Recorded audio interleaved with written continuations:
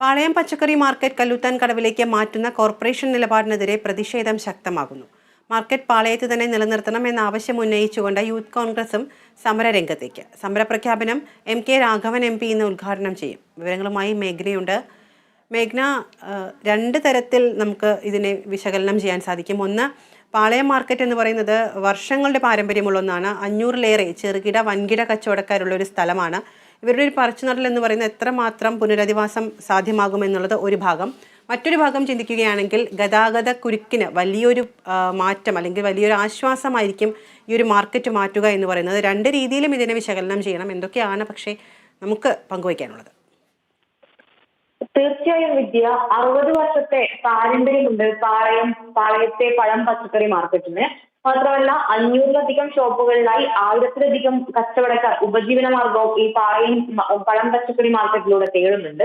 ഈ ഒരു സാഹചര്യത്തിലാണ് പാളയം മാർക്കറ്റിനെ പൂർണ്ണമായും കല്ലുത്താൻ കടവിലേക്ക് മാറ്റുന്ന ഒരു പദ്ധതിയുമായി കോഴിക്കോട് കോർപ്പറേഷൻ രംഗത്ത് വരുന്നത്.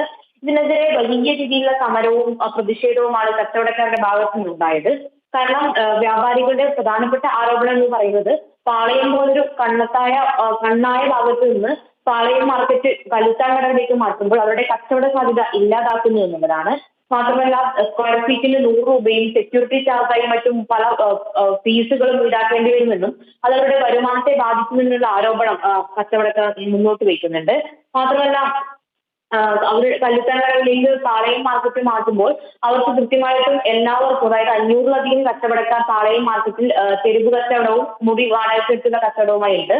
അത് കല്ലുത്താൻ കടവിലേക്ക് മാറ്റുമ്പോൾ കൃത്യമായി പുനരധിവാസം ഉണ്ടാകില്ല എന്നുള്ള ആരോപണവും കച്ചവടക്കാർ ഉന്നയിക്കുന്നുണ്ട്. ഈ ഒരു സാഹചര്യത്തിലാണ് പ്രതിഷേധക്കാർ അല്ലെങ്കിൽ കച്ചവടക്കാർ കടയടപ്പ് സമരവുമായി മറ്റും മുന്നോട്ട് വരുന്നത്. എന്നാൽ ഇത് കല്ലുത്താൻ കടവിലേക്ക് പാളയം മാർക്കറ്റ് മാറ്റുന്ന പദ്ധതിയുമായി മുന്നോട്ട് പോകാൻ തന്നെയാണ് കോർപ്പറേഷന്റെ തീരുമാനം. സമാന്തര ചർച്ചകളും മറ്റുമായി കച്ചവടക്കാരെ അനുനയിപ്പിക്കാൻ പറ്റുമെന്നാണ് കോർപ്പറേഷൻ പറയുന്നത്.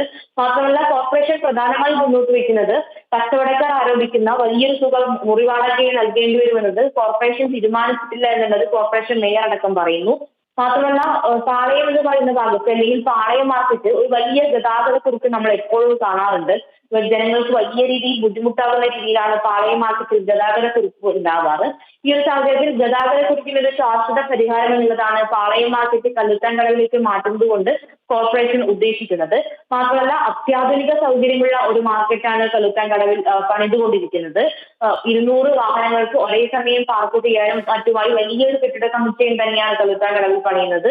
അതുകൊണ്ട് തന്നെ പാളയം മാർക്കറ്റിലെ സൗകര്യക്കുറവൊക്കെ പരിഹരിച്ചുകൊണ്ട് കല്ലുത്താൻ കടവിൽ അത്യാധുനിക സൗകര്യമുള്ള ഒരു മാർക്കറ്റ് എന്ന് തന്നെയാണ് കോർപ്പറേഷൻ ലക്ഷ്യം വെക്കുന്നത്.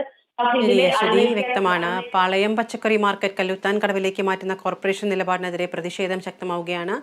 പ്രതിഷേധത്തിന്റെ ഭാഗമായി യൂത്ത് കോൺഗ്രസും സമരരംഗത്തേക്ക് എത്തുകയാണ്. സമരപ്രഖ്യാപനം എം കെ രാഘവൻ MP ഇന്ന് ഉദ്ഘാടനം ചെയ്യും. വിവരങ്ങളുമായി ചേർന്നത് മേഘ്ന മുരളിയാണ്.